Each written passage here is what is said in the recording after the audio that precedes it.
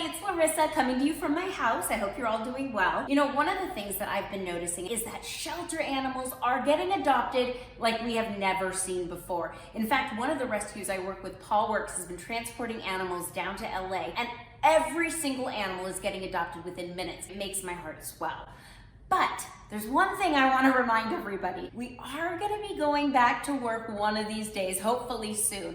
And that can lead to what we know is separation anxiety. Oh, did someone chew up the couch? That's nice. That's nice. Thanks. That's really nice. So using Piggly as my beautiful model today, I'm going to show you some easy and fun tips and tricks to help prevent separation anxiety. Good morning. Did you sleep well? Good. Tip number 1, get your dog used to a very specific schedule. Keep to it because you want them to get used to you getting up at the same time every day, going for a walk, getting their meal time, and then going off to work. All right, but also don't make leaving or coming a big deal. Act like you're just going to the mailbox. Bye.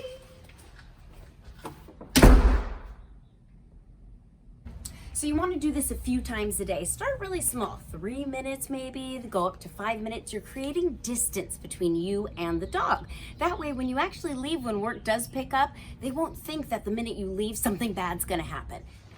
Remember, don't make a big deal at your home. Hello. A lot of times when people rescue, they overshower the animals with love. They want to make up for lost times, but that's not the right thing to do. So just be cool. Now, the next tip that we want to introduce you to is something called distancing while home. And this one is a little bit more challenging, but I promise it'll help. Okay, so for this, you want to get something that's going to be the dog's special place. It can be their own little fluffy bed. It can be an X-pen, which I love. It can be a crate. But basically, this is going to be their space, their boundary that they can't cross. You are home, you are in sight, but they need to know that this is your time to do your thing, and they need to wait. Okay, so Piggly knows this is her spot. And anytime she decides she's going to get out, if I haven't let her out, well, let's try that again. I'm going to put Piggly in her space, and every time she gets out, I'm going to give her a little verbal correction. Okay, I need to be closer. You're going to slowly work on this. You're going to get further and further. The goal is that when you put your precious baby in their space, you yourself can clean the house, you can clean the dishes, somebody can come over, and they won't leave until they've been let out. I know it's not the easiest thing in the world, but I promise it makes for a very, very balanced dog that looks to you for their cues.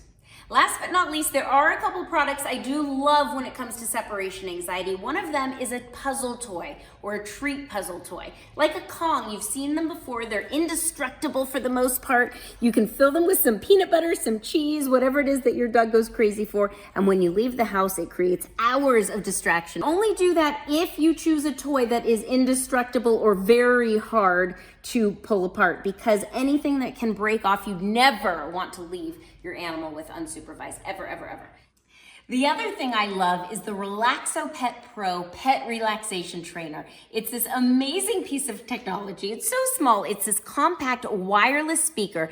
And when you leave the house and you turn this on, it can actually pick up motion and sound. So if your dog is really anxious and barking or panting, it will automatically turn on and emit a frequency that only your dogs can hear. And there's a function that if you want, you as the human can hear too.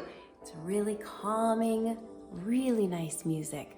So this is something I highly recommend. It's a great tool to have, and they do come in ones that are not bling, but I had to channel my inner Kim Douglas and go for the bling, and they have ones for cats. I hope those tips help you, and thank you so much if you have adopted or fostered during this time.